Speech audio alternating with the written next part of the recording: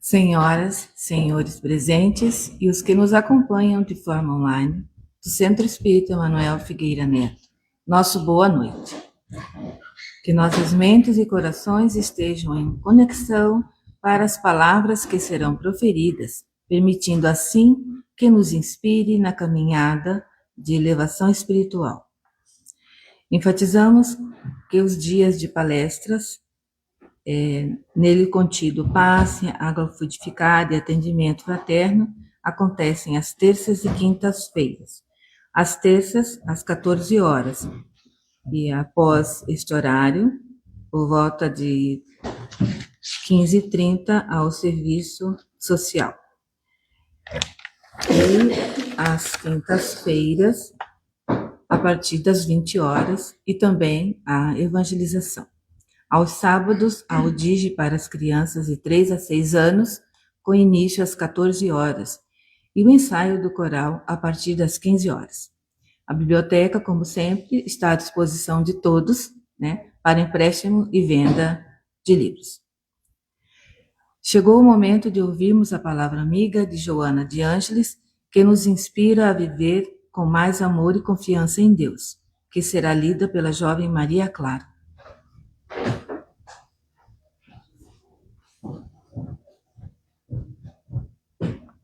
Boa noite. A pontualidade de um dever é também uma forma de respeito e homenagem a quem te espera ou depende de ti. Agindo com cuidado, o tempo jamais te trairá, deixando-te em atraso. O hábito de chegar em tempo é adquirido da mesma forma que o da irregularidade de horário. Programa os seus compromissos e desincumbe-te serenamente de todos eles, cada um de sua vez. Quando não possas comparecer ou tenhas de te atrasar, dizei-o antes, a fim de liberar quem te aguarda. Deste modo, quando ocorrer um imprevisto e tenhas de chegar tarde, mesmo que não acreditem na sua justificativa, estarás em paz. Joana de Ângeles. Obrigada, Maria Clara. Convidamos agora o Sr. Júnior para fazer a prece inicial.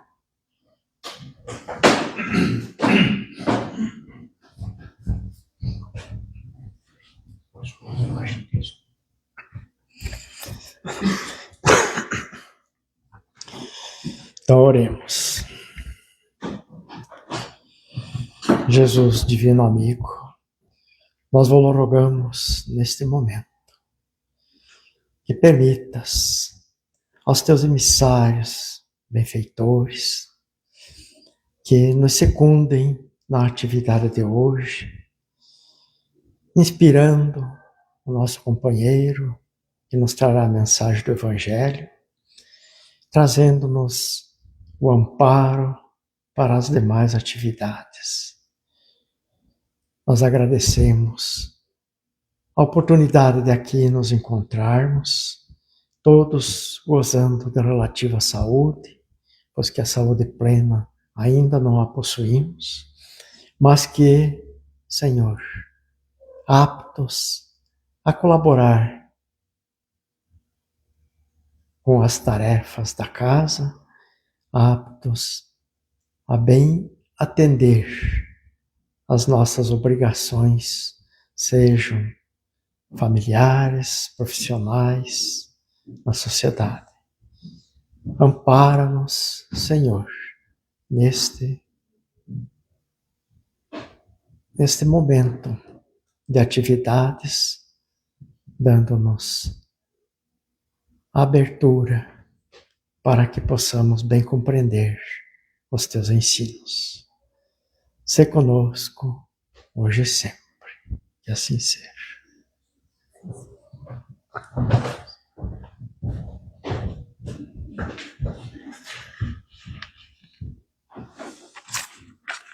Obrigada, Júnior. Em seguida, né, a palestra do senhor Odair, que será o título O Amor através do Perdão.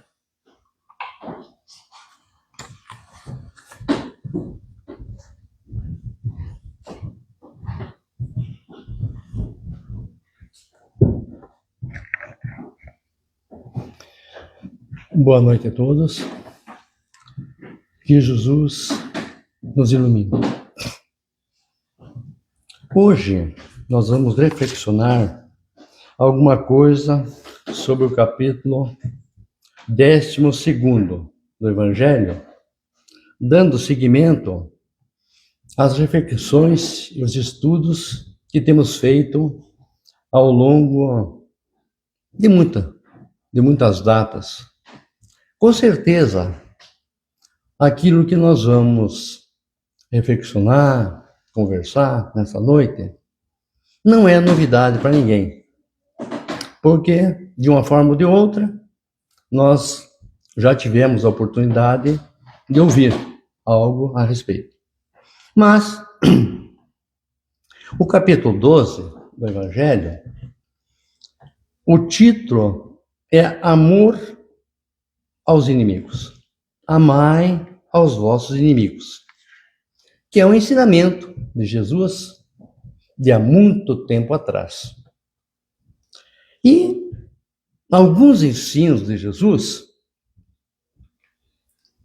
nos causam surpresa e surpreende mais ainda aquelas pessoas que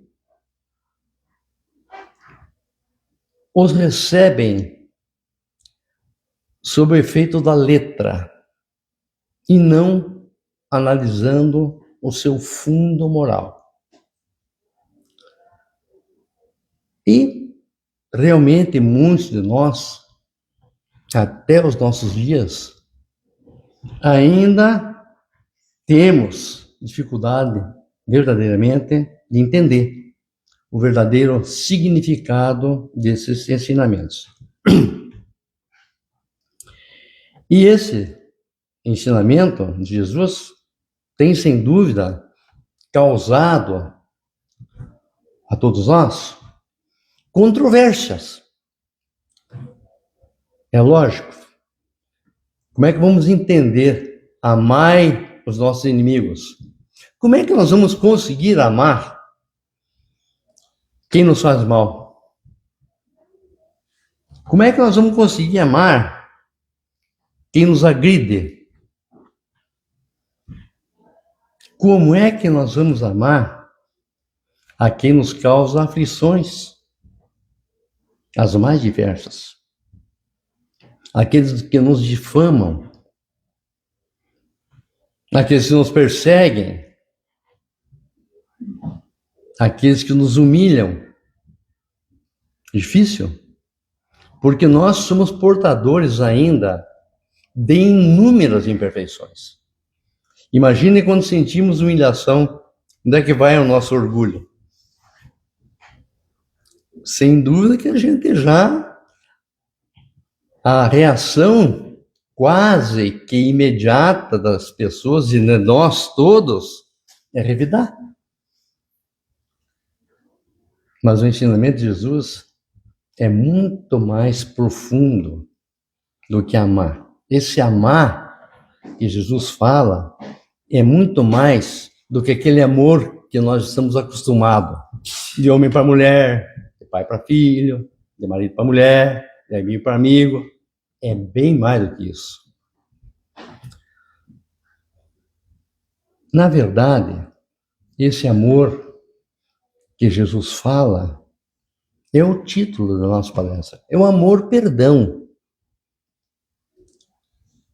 Esse perdão, naturalmente, Jesus, conhecendo as nossas limitações e conhecendo mais do que qualquer um as leis divinas, não iria recomendar para nós amarmos e viver numa boa, ficar tudo bem com aquelas pessoas que realmente querem nos fazer o mal.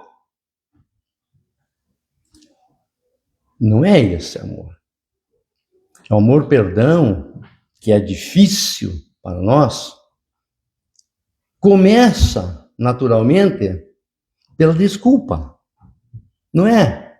Já vou perdoar você, estamos tudo numa boa, a partir de agora, estamos um amigo, vamos caminhar junto. Não é disso que Jesus fala. É você iniciar com a desculpa. Como é que nós vamos desculpar? Procurando entender, e essa é uma realidade da vida. E muitos de nós ainda não compreendemos isso. Ou quando tomamos conhecimento, deixamos para lá, porque é mais cômodo alimentar o nosso ego, nosso orgulho, do que admitir que cada um de nós está num momento diferente de entendimento de si mesmo e das coisas. Cada um de nós constrói ao longo da vida, ao longo de muitas vidas, a sua forma de ser, a sua forma de pensar, contando para isso com as experiências das encarnações diversas por que já passamos. E cada um de nós, nessas encarnações, temos oportunidades diferentes de conhecimento, de entendimento. Ora, porque realmente nos acomodamos, na maioria das vezes, dentro de uma situação, de uma área de conforto. Outras vezes porque as oportunidades nem sempre surgem da mesma forma para todos nós. Alguns têm mais possibilidade de ter acesso a alguns ensinamentos, a alguns conhecimentos, outros não. Por isso que nós vamos acumulando a nossa bagagem espiritual e, por conseguinte, moral, com esses conhecimentos, esses sentimentos que vão se solidificando no nosso ser. Então, claro, inicia-se com a desculpa, procurando entender o estado de entendimento das coisas quando nos ofendem, mas evoluindo paulatinamente para o perdão. Quando chega o momento em que, quando nos surgem situações de desafeto ou de aflições causadas por pensamentos ou atitudes daqueles que conosco ombreiam a trajetória da vida, nós instintivamente já temos a capacidade de pensar momentaneamente. Ele não entendeu. Eu tenho que perdoar, vou perdoar, porque ele não percebeu ainda. Uma hora que tiver um tempo, se eu puder vou procurar orientar, esclarecer, vou esclarecer. Para ele ver um outro lado. Esse é o início do perdão. O maior gesto de perdão que nós conhecemos foi de Jesus. Quando crucificado, ele falou: Pai, perdoa, porque eles não sabem o que fazem. Mas tem uma história bem interessante de perdão que eu gostaria de trazer para a nossa reflexão, de uma forma, eventualmente, e claro, de uma forma bem resumida, que é a história de Paulo de Tarso. Paulo de Tarso, depois do despertar às portas de Damasco, quando estava em perseguição a Ananias, porque Ananias tinha convertido a sua noiva, Abigail, às lições da Boa Nova. Daí nós sabemos que Paulo de Tarso ficou cego. A história toda nós já conhecemos, a história do Paulo. Foi para Damasco, daí ficou um tempo cego lá, daí veio Ananias e curou. Paulo. E Paulo, inicialmente já indômito como era, já quis fazer pregação lá em Damasco. E não se deu bem. E aí Ananias o convenceu a tomar outro caminho. E Paulo resolveu de ficar uns tempos isolado para renunciar a si próprio e adquirir forças para poder levar a boa nova. Porque ele sabia, por inspiração divina, que o trabalho ia ser bem difícil. E Paulo se dirigiu a Palmira. Palmira é uma cidade no deserto da Síria. Hoje é patrimônio histórico mundial em função das ruínas que descobriram em 1847. Aliás, 1947. Descobriram essas ruínas lá e se tornou patrimônio histórico mundial. Mas Palmira, na época, era uma cidade onde havia muito trânsito de caravanas levando mercadorias do Oriente ao Ocidente. E Paulo foi até Palmira, a conselho de Ananias. Quando chegou em Palmira, ele procurou alguém e lembrou que o seu pupilo, ou melhor, o seu mestre, ainda na época que frequentava o Sinédrio, Gamaliel, lhe falou certa vez do seu irmão Zacarias, que morava nessa cidade. E ele procurou Zacarias lá. Explicou que ele era tecelão, que ia procurar emprego e tal, que precisava de um tempo para refletir. E esse Zacarias falou: poxa, já que você quer refletir, você quer ir para um lugar mais ermo, eu tenho um lugar que você pode ir.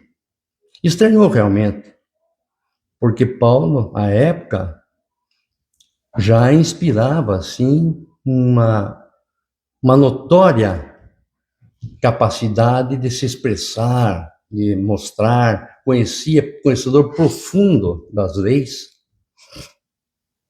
Mas Zacarias falou: bem, eu tenho um lugar que você pode ir então lá para fazer esse trabalho que você resolve de fazer, que você está disposto a fazer.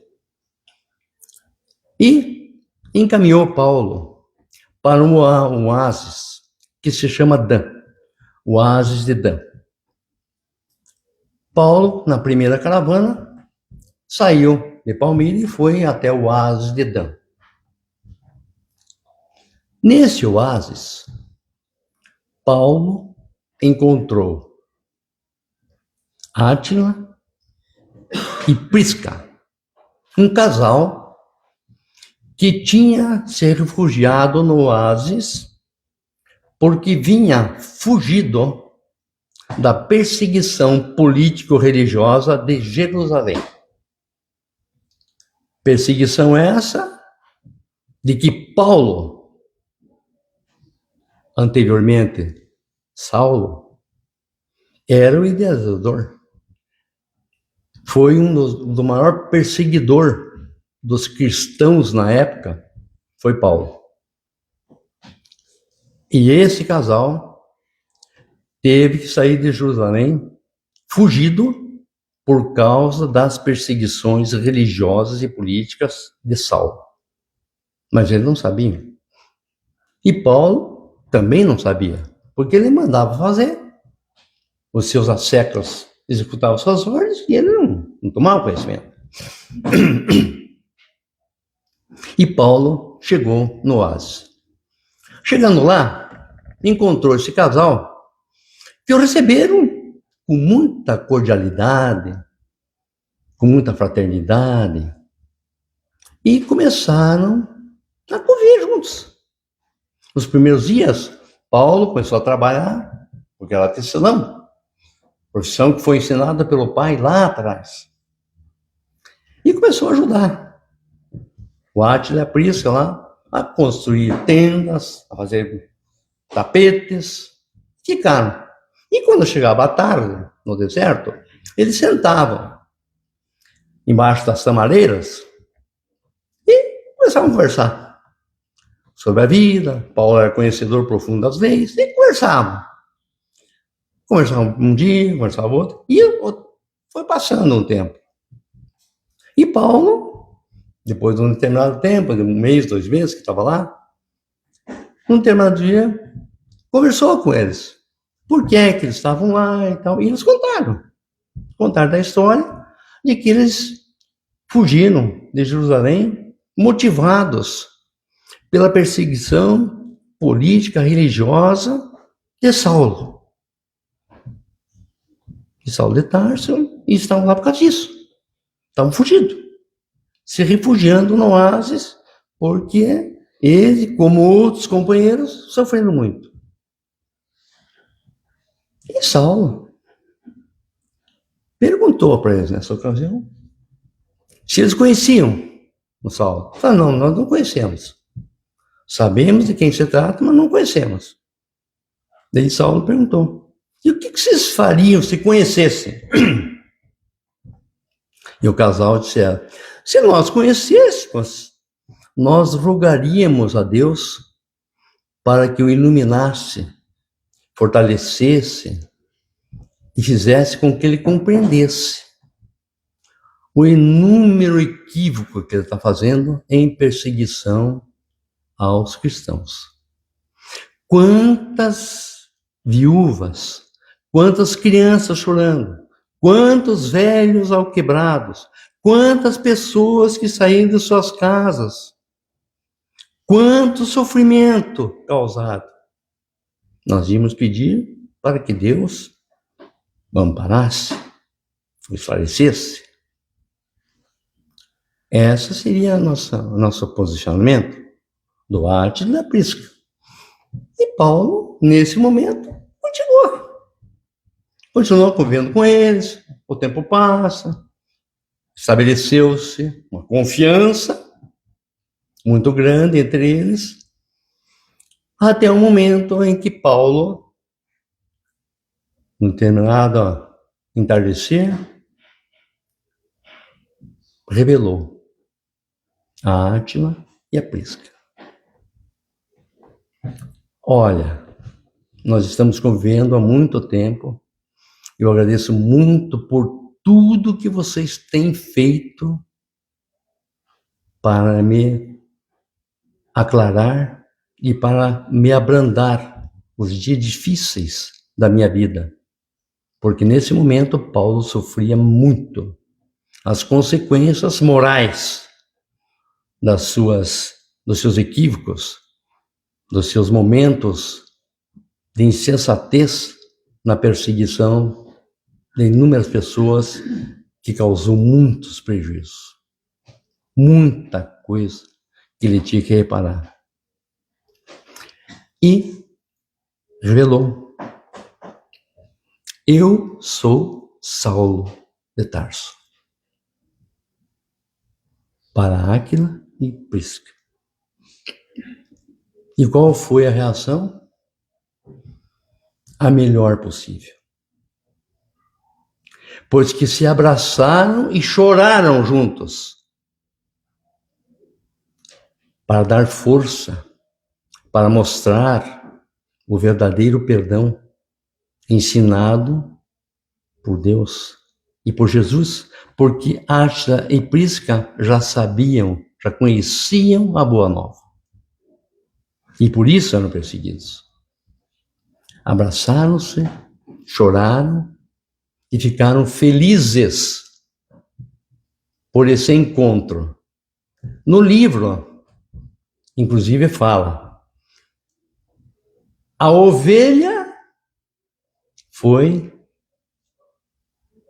à procura do lobo.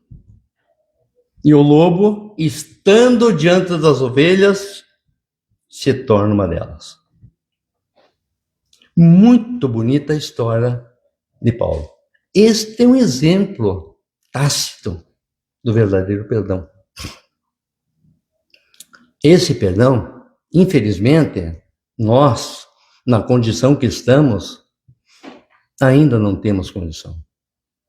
Mas haveremos de chegar lá um dia. Pois que estamos estudando, estamos conhecendo, estamos exercitando, estamos nos trocando as nossas energias, as nossas experiências, com os exemplos que a doutrina nos fornece, sempre através das suas obras básicas e também as obras complementares, através de histórias como essa, que nos chamam a atenção para o caminho que devemos seguir. Porque nós somos realmente os trabalhadores de última hora. Recebemos todas as informações prontas.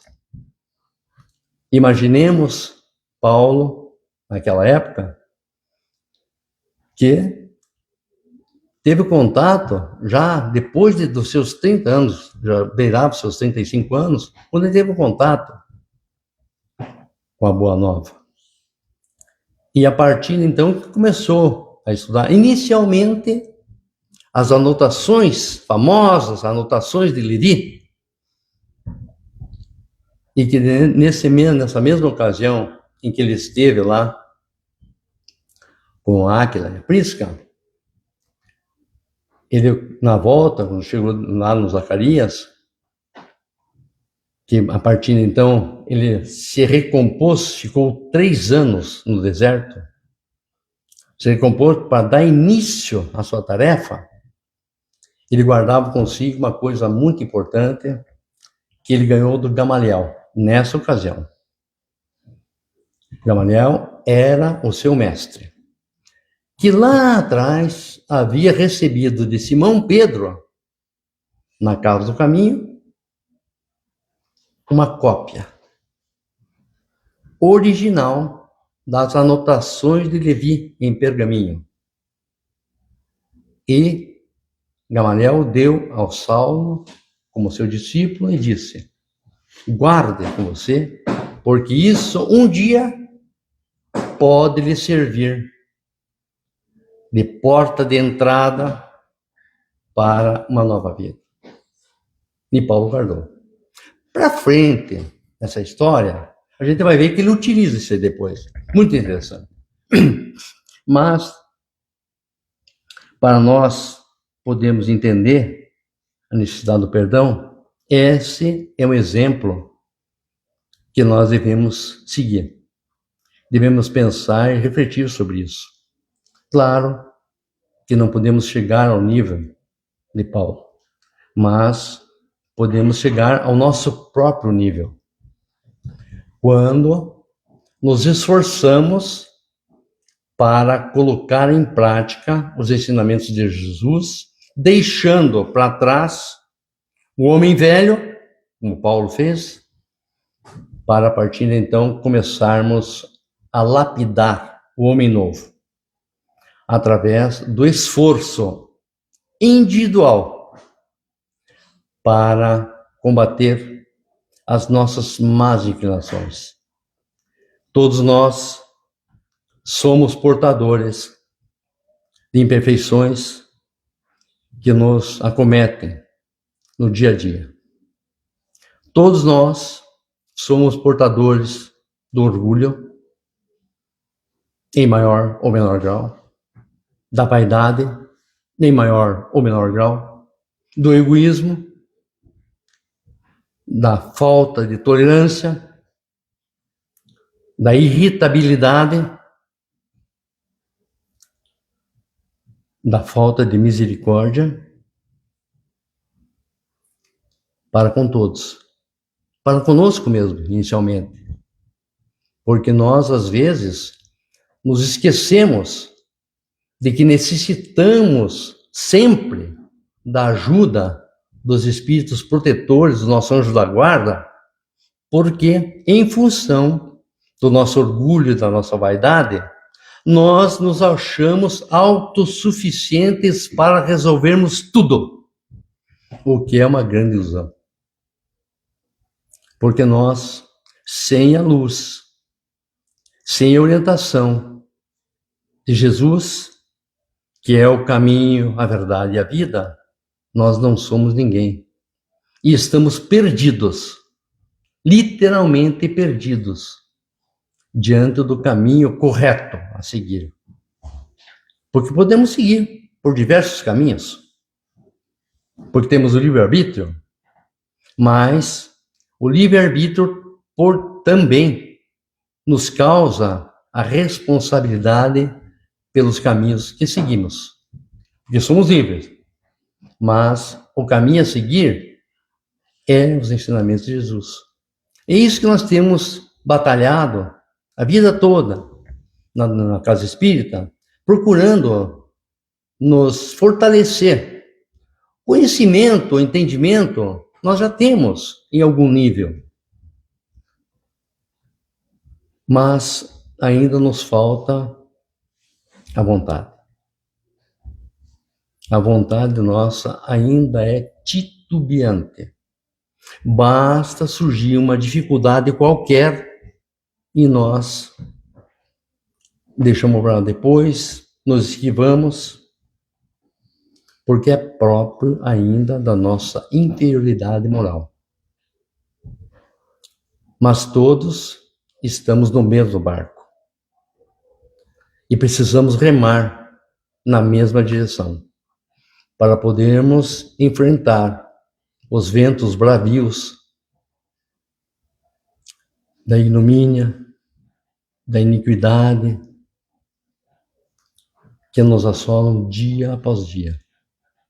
E nós, que somos espíritos ou queremos ser espíritas, sabemos que estamos sujeitos às influências tanto dos irmãos encarnados quanto dos irmãos desencarnados.